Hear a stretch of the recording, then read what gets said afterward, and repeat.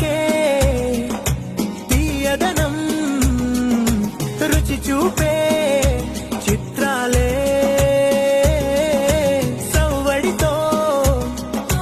సంగీతం పలికించే సెలయేళే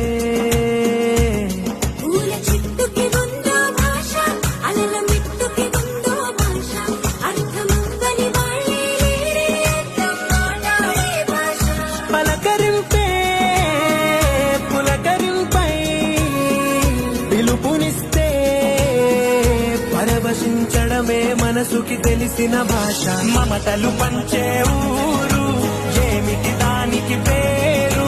పల్లెటూరేగా ఇంకెవరు ప్రేమలు